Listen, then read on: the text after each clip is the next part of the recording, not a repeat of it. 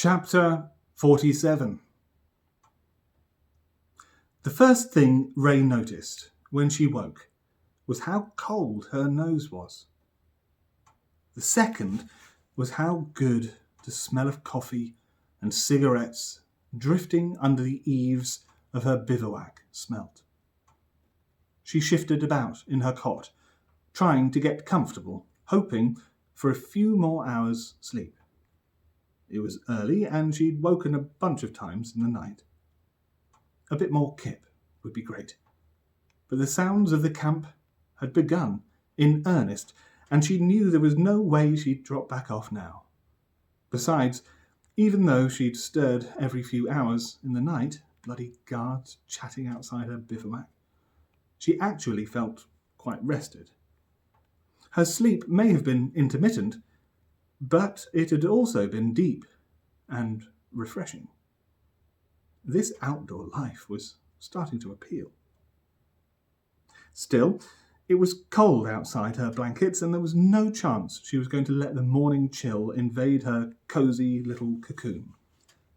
She snuggled her knees up to her chest, closed her eyes, and listened to the sounds of the camp rousing, fostering an irrational fantasy that they'd all pipe down and give her some more kip. The image of soft grey down lining the nest of a mountain eagle came to her.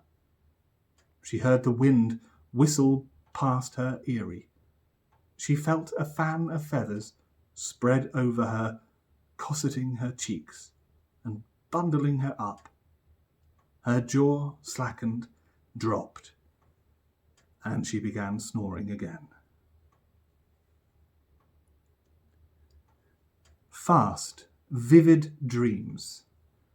Inconsistent images, connected only by the tempo at which they flitted through her mind. A bird and a key. Fear. Stairs, tunnels, a mirror, a toilet. Giddy lust. A grand hall, a threat. Pursuit. Stairs, tunnels, a mirror, a toilet. A toilet. Another toilet.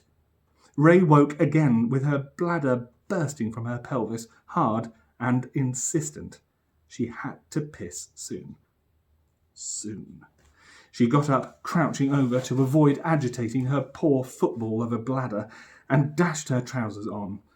She was rifling through the tent for a missing shoe when a voice outside said, "Here, use this."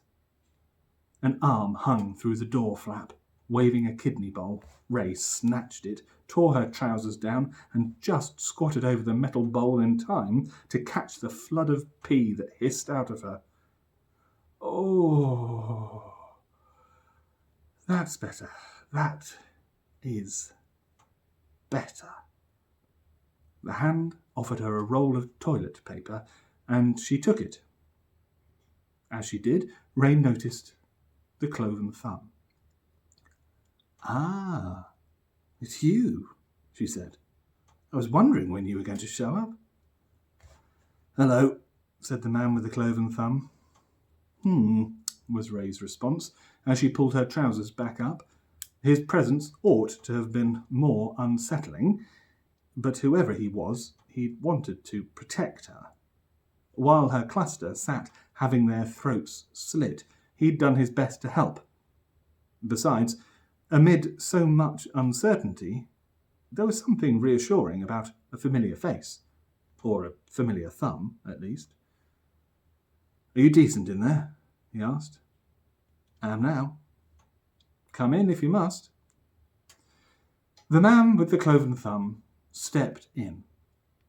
He looked completely different. Now he was of average height, average build, and around about his mid-20s.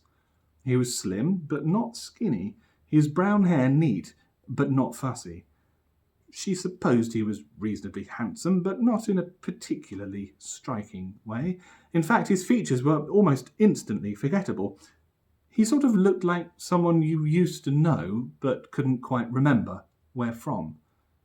Could have been an office you worked in, could have been some sports team or school, or maybe he'd been that guy hanging around with your mates that time you all went out, someone's brother or something. Ray considered his military fatigues. Neither fastidiously smart nor overly scruffy. And then the penny dropped. "Dead meat," she stated. "Come again?" he asked. "Dead meat. You're dead meat, aren't you?" "Meaning?" "Oh, don't be so coy. You know what I mean. Like every war movie ever made, they always need cannon fodder. Some poor schmuck who gets a few lines, probably buddies up with the main character for a bit, then steps on a mine, and..." She put on a sad face and mimed a violin. "Here you are."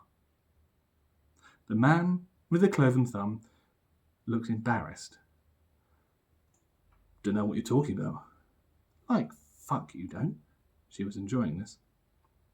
He looked down at his distinctly average outfit, then pretended to look out the door flap to avoid her smug grin.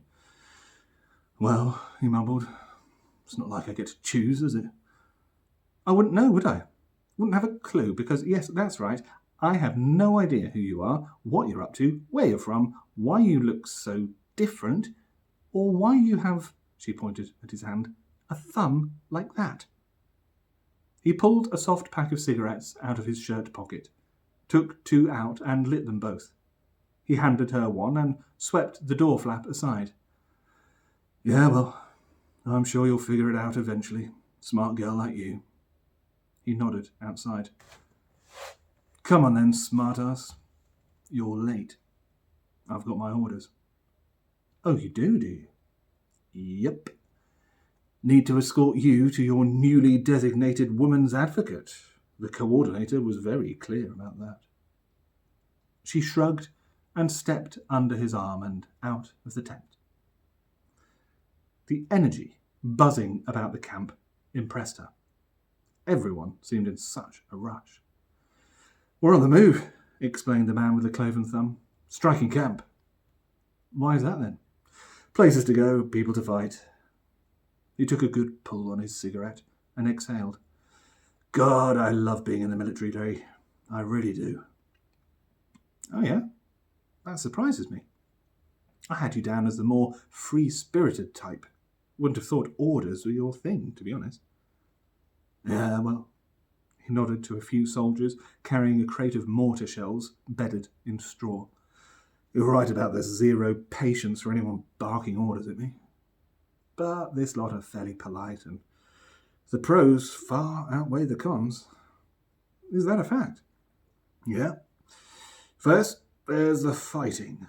I mean, real fighting, Ray. None of your scrappy pub brawls or what have you. If you've not been up to your knees in your mate's guts lobbing grenades at whatever moves, you've not lived. There was this one time, damn shrapnel had ripped right through my leg. I was out of ammo, pinned down by a squad of corporate pigs. They turned down a walkway between tarpaulins and stepped aside as an ATV gunned along, dragging a trailer loaded with water butts. The noise of the motor drowned out his voice for a moment. So I had to tear my own splintered femur out and kill them all with a sharp end. Fantastic. Seriously, I loved it." "Did you indeed?" "And then there's the sex." Ray cast a suspicious eye at him. "Come on, really?" "Oh, yeah. Tons of it. There's nothing like the proximity of death to get people horny, you know. It's only natural." She looked at the troops busying themselves about the camp. "Well, I guess the coordinator is pretty woke and everything, but I don't see many women here."